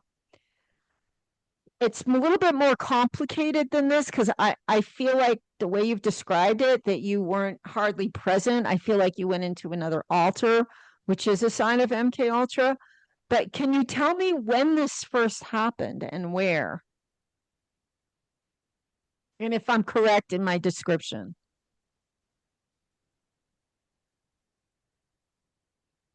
Well, um, um, there are more details that pop into my head when the question is posed. But I really want to go public because it has to be known. Well, you're public. Um, You're public. I'm just kind of wondering how it started. Was it right away that you would? And I don't I think. Go ahead. Go ahead. You go ahead, please, darling. Um, I feel like this was that you did not want this. This was against your will, but Oh, he would get extremely angry if you tried to refuse, and I think you felt like you would lose him. He was the man you loved. I don't know if there was any other threats. I know he yelled at you once when you tried to refuse this so-called massage therapist that came into your hotel room. You were told to have sex with him. You did while David was watching, and David was getting aroused. And yes, we can imagine what he Yeah. was doing after he was aroused. And that this happened dozens of times all around the world, wherever you went. Somehow, somewhere, he would come up with a person, a man, always a man, to have full have sex with you, have intercourse while he was watching. Is that correct? That is correct. Can you tell me the first time it happened and what your response was? Do you feel like you went into an altered state? Or what did he say? Did he say we're going to do something different, or was it complete shock to you? You know, I've actually myself tried to put my finger on when it began, right? Yeah. I don't why when he wanted to do that. Like when did he initially want to do that with me? Yeah. And I don't I really don't remember. I'm trying to think of my because I've got my timeline here that I'm working it out for episode 2 with Dorian. But and the and I'm so grateful to you. Thank you so much. I'm glad, because I feel like I'm pushing you right now, because I Oh no, feel like no, it's very hard for you. Can you tell us where? Can you tell us some locations or clubs well, or events? well, I'll let the audience know that for me this is why um I remember uh well, let's put it this way. Whenever it began, it just went on whenever we traveled. And Where? I think you mentioned different social clubs and different hotels. oh, Yeah, well, where? Like, eh, uh, well, everywhere we traveled. It was Cairns, Australia. It was Phoenix, Arizona. It was Reno, Nevada, Las Vegas. Oh God. Ugh. Sorry. you were in a hotel room. It would be in a hotel room for the most part. No, no, it'd be clubs. Clubs? What kind of clubs? Yeah, there were like Las Vegas, there were places that we would go to, and this is the interesting thing, and Pasadena. David and I we went to Pasadena to some club whatever, and David actually said, because see, I like to dance, I being within myself, and they had these little platforms and whatever. I know David was there for his purpose, but I was there like, oh, I love the music and the dance. So, It's all good. Pamela, And he said, when Pam, David said, I've never seen anyone dance to jazz like you do. so Serious, you that's what think he said. And we got thrown out because we were arguing with each other because I didn't want to do anything else. I don't want to go. And David gets pissed off. He gets very angry. And in this Pasadena one time, we actually were asked to leave because we were and because I didn't want to do it. Thank God I left. Thank God we got thrown out. so when you Yeah. went to these clubs, you knew something was probably going to happen there that you didn't Oh want yeah, to happen. it was all for David, not So me at all. where would you have sex? In the back room with these men? In these clubs, they have rooms. Yes. Oh, these are not normal Yeah. clubs. These Right. are not. Right. There, you don't do. Yeah, you don't, it's not where you go into a club and everyone's doing it in the open. It's very private. You go there, you dance, you get, and then there are lots of rooms, and you go do your thing in the room. And This sounds like Freemasonry or MK Ultra or some strange Masonic situation where it's all set up for trafficking. Is that correct? It's set up and I people know what's going to happen. all I know is they're human beings that go into these places, they do their thing, and to me, it is gross. It's not me. And David put me in that. And I I was always thinking, actually, my divorce, I'm thinking, oh God, I don't have to do that anymore. That So that was where but don't you think it's interesting that you thought you had to? That's definitely a sign of some sort of brainwashing. What would he have done? And I know at the very last time you did run out naked and you were screaming and you finally came to terms with it. But all the times that he trafficked you to men so that he could get off on you having sex with them, what would happen if you said, no, I'm not doing it, I'm leaving? What would have happened to you? well, I don't know because I never asked that question. So I don't know Why what would.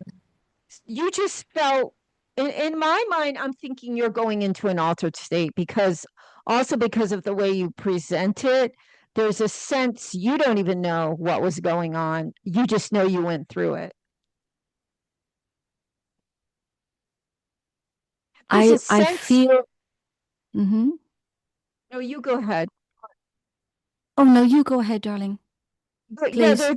there's a sense that when you were forced to have sex with these men that you never met, didn't know, didn't like, didn't want to be with, that you maybe left your body a little bit, or he switched you into a sex kitten role. There is MK Ultra where women have been programmed, and I don't know if you were. And if you were, you're not alone. I've interviewed many, many women, Elizabeth Wallace, Jeanette, all kinds of them have sex kitten programmings.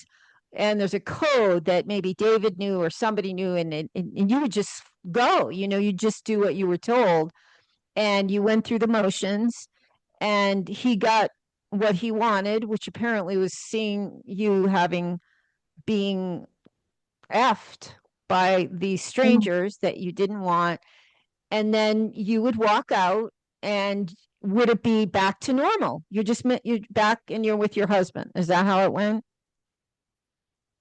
Well, it's interesting the way I'm hearing what you're saying. I don't like the word forced. Um, I wasn't forced, but because I was with, maybe I don't remember, I was with my husband. I wasn't forced, but it happened now. But see, again, I keep going back to my husband that I'm very aware of. I'm very aware of this life.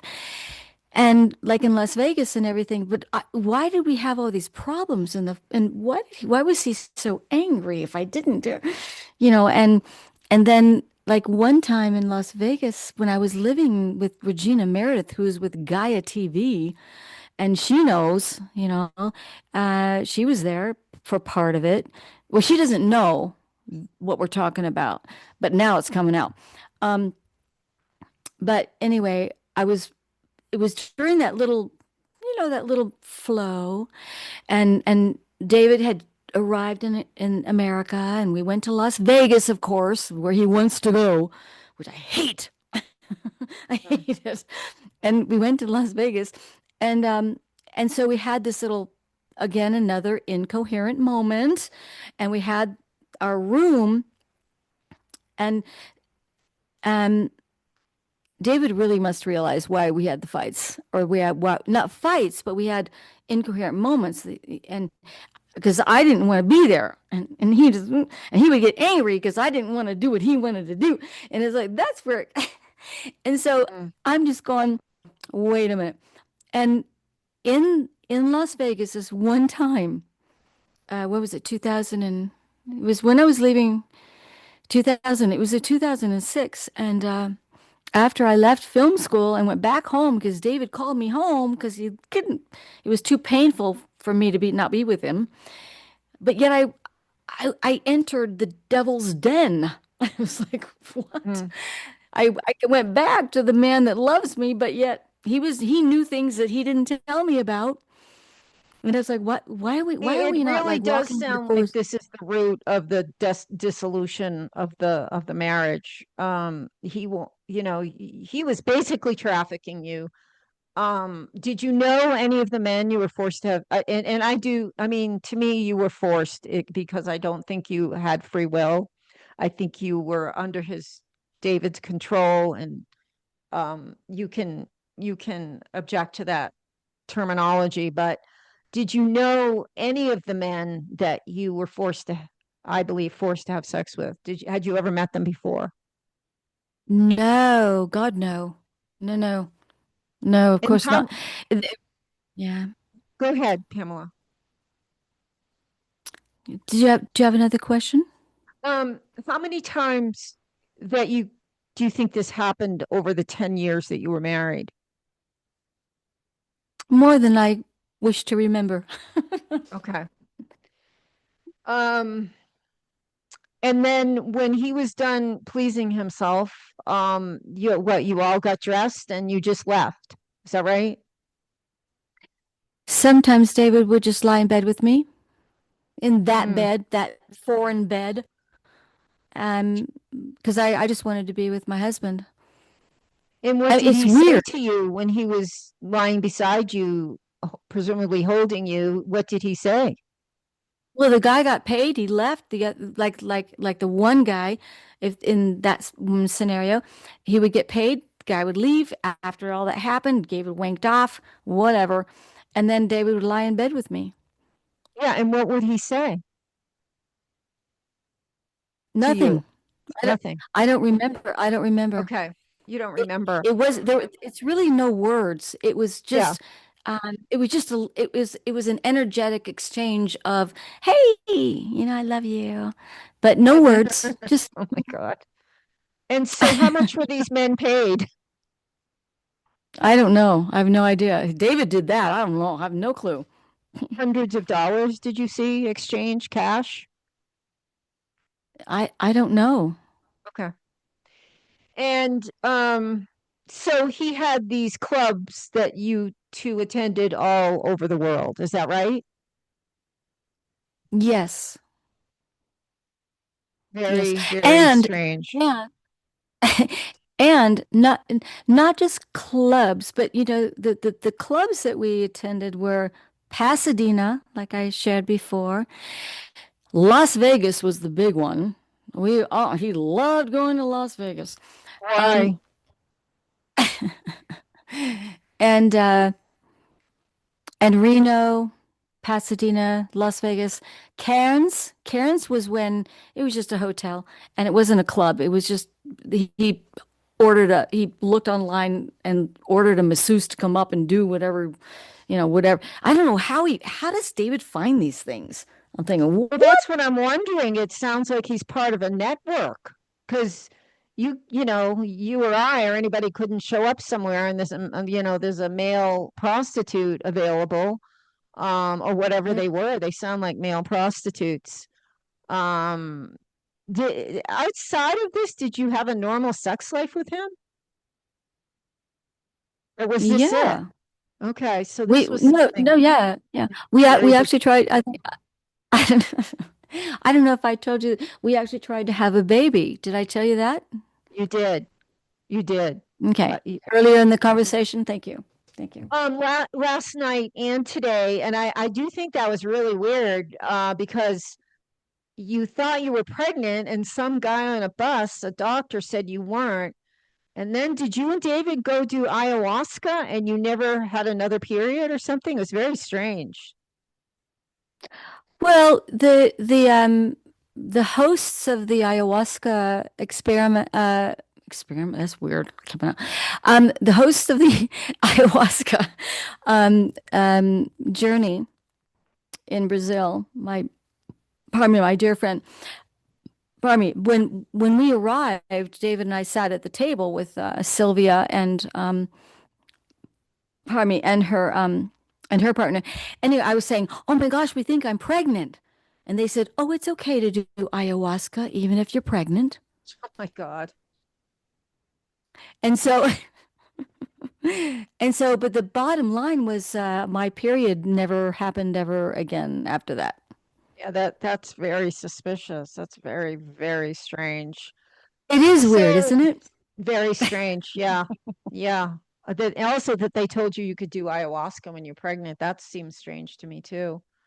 And not really appropriate. I don't know. I just can't imagine how that would be appropriate. But so why don't you tell us about when you finally got away from these men and that you were forced to have sex with in these clubs? I think this last one was in a hotel room and it was a very bizarre guy and it looked like it was going to be masochistic.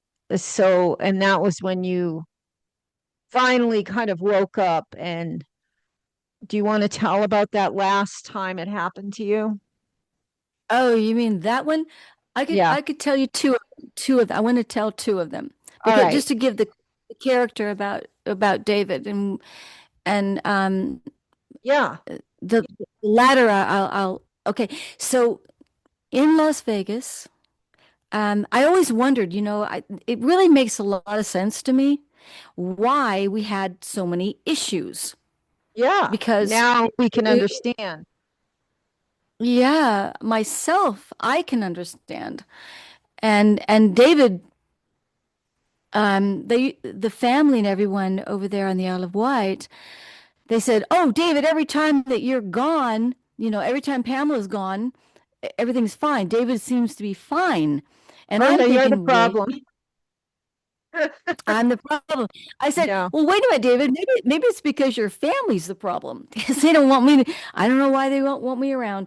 Whatever. And if you don't stand up for me, whatever." So anyway, Las Vegas. So here we are, and and which I cannot stress it enough, guys. Oh, um, I abhor. I I've got so many visions in my head. I can It's like imagine. coming through. It's like, oh, yeah, I remember. Yeah, Las Vegas and the lights and everything. It's like coming in. It's 2 o'clock in the morning. It's like what? Um, and we used to always have these fights. These not fights. I don't like the word, but we would always have these disagreements and things. No wonder, because I'm trying to be heard, and I just trying to please the David. Um. Uh, anyway, so in Las Vegas one time, we had a room, and whatever happened, um, David got pissed off again. And I go back to the room. I open the room, I open the door, but it's a big room. So it's one of these suite thingies. So I Hmm. open the door, and you've got the first thing you see is like a den. It's like a foyer. It's just, it's like big space. And then there's another door that goes into the bedroom, which is huge as well, and the bathroom and all that stuff. Whatever happened, I opened the door to that one little room. That next door was locked. Hmm. David threw everything of mine into my suitcase into that room and locked the door to the bedroom. And that's when I left. I had to leave. So I got in the uh, rental car and and I drove away. Now David and I were supposed to be flying back to England together because we this was 2006 after you called me back, right? 2005 after film school. And then he does this to me. I go back to England and he does this to me. Um, And when I was driving, and I have the email from David to Regina Meredith in Sedona, telling her, "Oh, Pamela, I'm sure she's gonna, that whatever he said." But for me, I, of course, I was driving around Las Vegas for a while, and I'm thinking, "Oh my God," because I was locked out of the bedroom. I was locked out of my own room with my husband, and I'm not going to be toyed with anymore.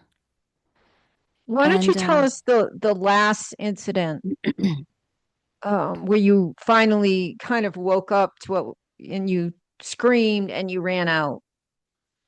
okay, I just want to finish on this one because when that happened in Las Vegas, when I went to Shares, I started driving back to Sedona from Las Vegas, Nevada, to Sedona, Arizona, my home where I was staying with Regina Meredith.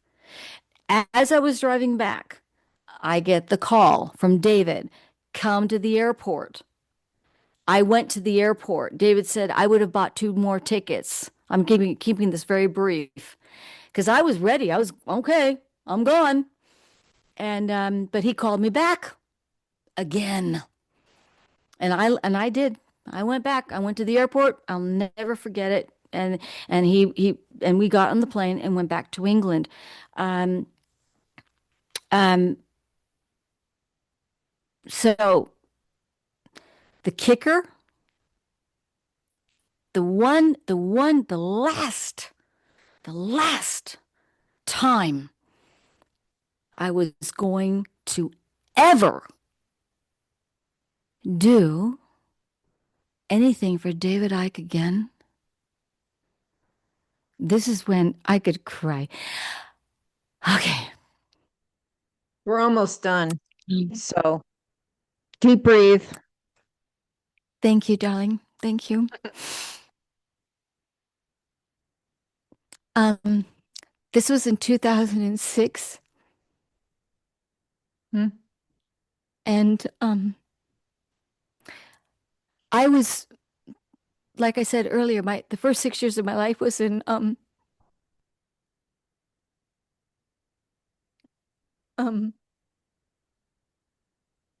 I was I lived in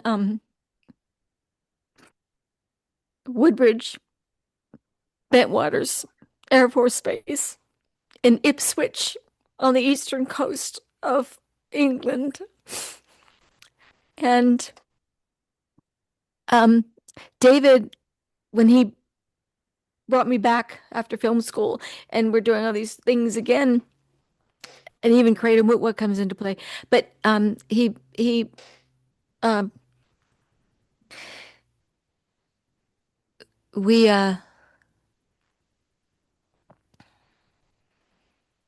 we went. I wanted to go see my old home. I wanted to see where I lived. I wanted to go to the Air Force Base there.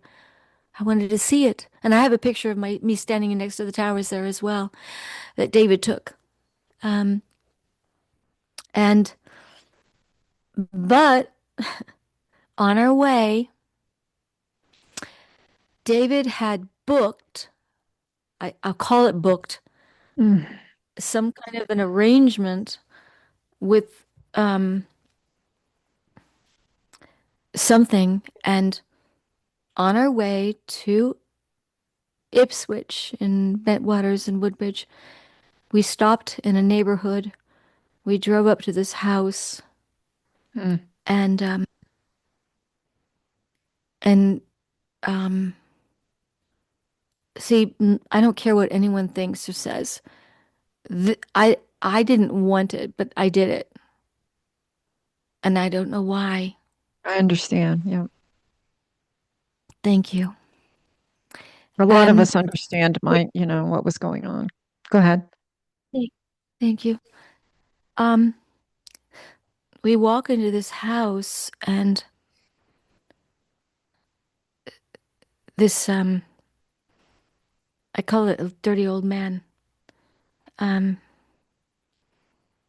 opens the door, And David's wearing a baseball cap and sunglasses to be disguised. Mhm. We walk in.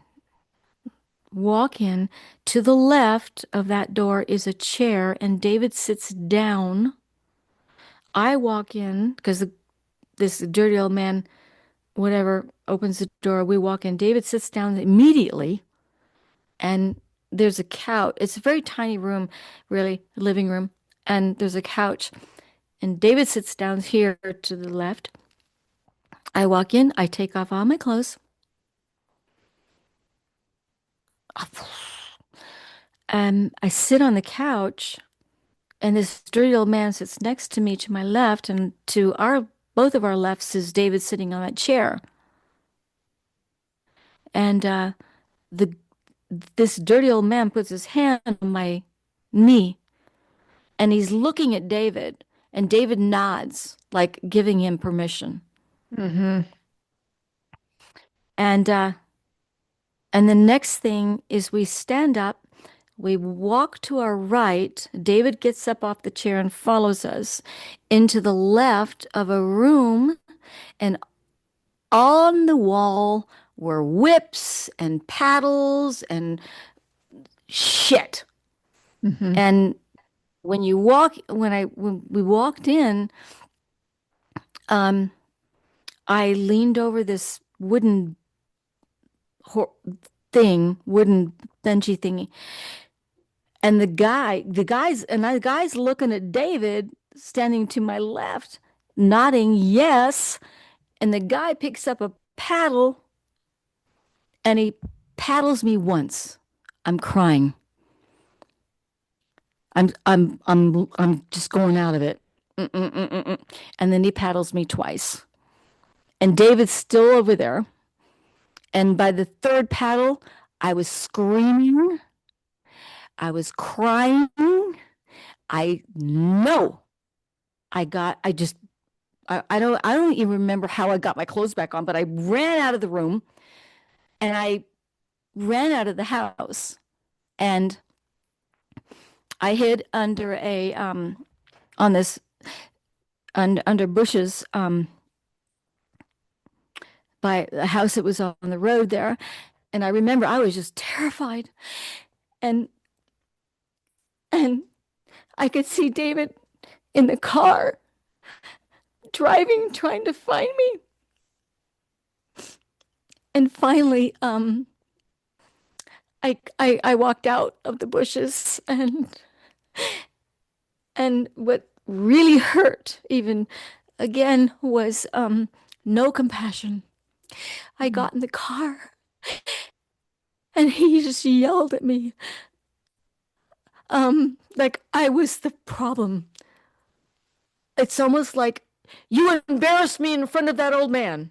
And I'm thinking, oh, he didn't say that. I'm just thinking that's my perception. Mhm. And that was one of our main problems in our relationship because I didn't want to do any of that. You didn't know what to do with what? It's not, I didn't want to do any of that. Well, that would be a That was, very big problem. I mean, that would be huge. He was sex trafficking you to these men, and in a psychopathic or narcissistic mind. You would be the problem if you refused, but you're just being a normal human being who doesn't want to be abused and trafficked by her husband. But in his mind, he switched it, which they do if they are that narcissistic. So, thank um, you.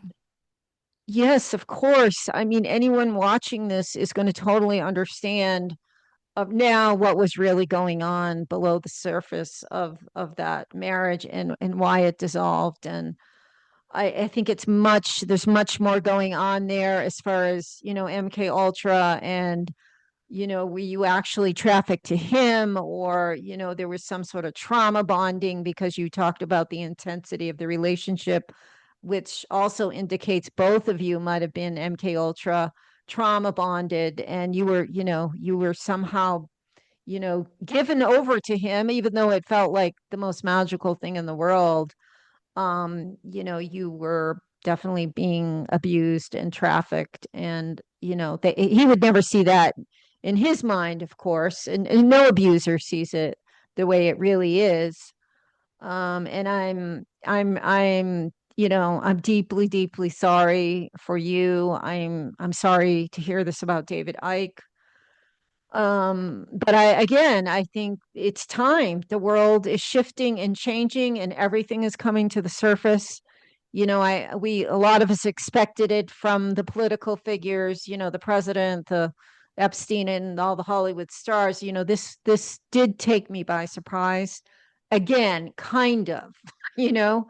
I've heard other stories about David Icke from other survivors, which I'm not going to get into now, but it sort of paved the way for me to be open to your testimony because I'd heard things prior to your testimony. But I thank you so much for this, testimony. I think we did a good job of sort of lining it up and from beginning. I have one more thing. I have one more Yes, yes, thing. go ahead. I don't mean to interrupt. I'm so sorry. It's okay. You had one more thing to say. That's okay. Go ahead. It's another element into the big picture because I'm learning too. And I'm just an honest person and I just want to go, I want to share one thing that David told me about his life. Um, when I first arrived in England after we got together, he shared something with me, and he said no one knows about it. And if he's honest in telling me this, then it literally is what I'm going to share with you in the world between David and I. Because he said he didn't even tell his first wife this. Mhm. Now, I I slept in, I met his mom. I didn't, and I was there. I mean, it was very close. I was very, very close with the family. But I think it's important to get out, Mhm. to be honest, to be free, to not be afraid of anything that ever happened to all of us in our lifetimes. David shared with me, and this is an exclusive. Um, David told me that when he was probably, I assume he was probably about, I don't know, 7 or 8 or 9 years old. Mhm.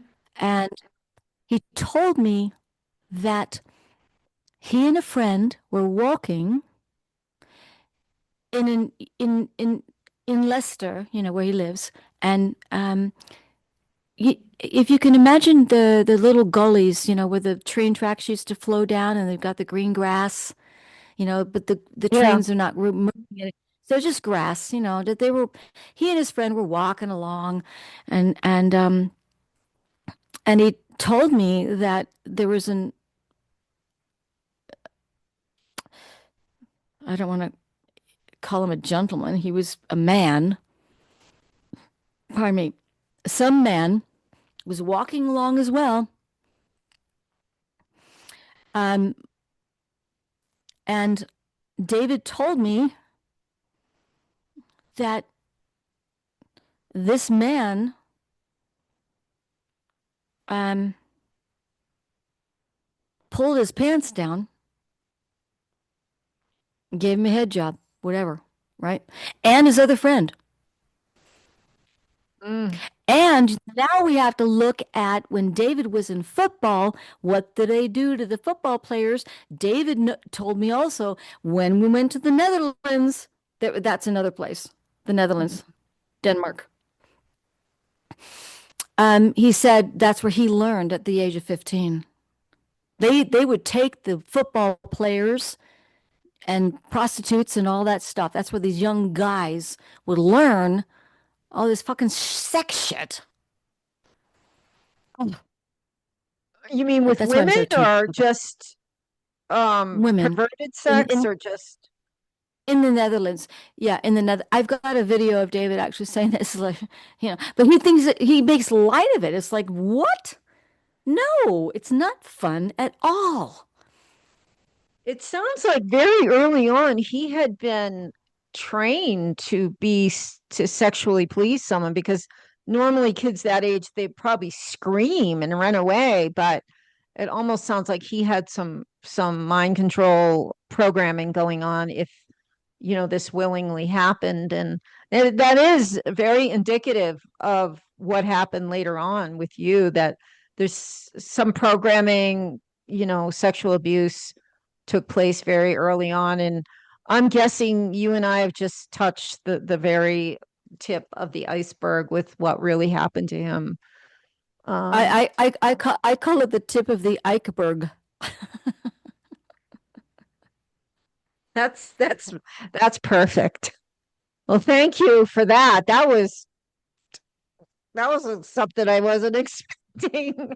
But it does, it does feed into the main story of sexual abuse and mind control and MK Ultra programming, and that clearly it started very early on for him. And and he was with BBC, and BBC, was covered for Jimmy Savile for years. So there's a lot of and how did he know about all the inside stories of the royal family, and it all ties together in the end. And I'm really grateful. I do think, that the truth heals, even if it hurts at first. We want to create a new earth where, women and children, and even men, we know through MK Ultra, men were victims too, and the Montauk, and it needs to end. And even if our heroes have to fall, so be it.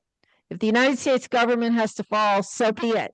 I mean, not because of your interview, but because of the Epstein files. But I guess I sort of named this the Ike files. So anyway, I unless you have something else, I think I'm going to tie it up. Would you be willing to come back again and maybe talk about Arizona Wilder, the 2 weeks you and David spent with her, and maybe Kathy O'Brien, and in the future?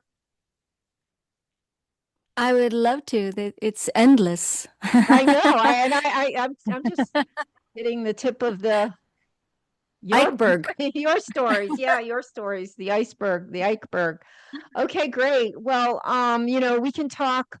I'm probably going to upload this in a couple of hours. I think we've been talking for 2 hours, so it'll be on my, not that you need to see it, all the details, but it should be up and running in a couple of hours on my, and subscribe to my YouTube channel, and then it'll come to you in the email. Okay. Are you going to give me a link so that I can share this on my Yeah, social channel?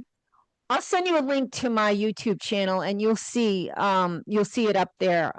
Yeah, it'll take me a couple hours, but it'll be up there today. No problem. It's all good. We've got all the time in the world to get it right. Okay.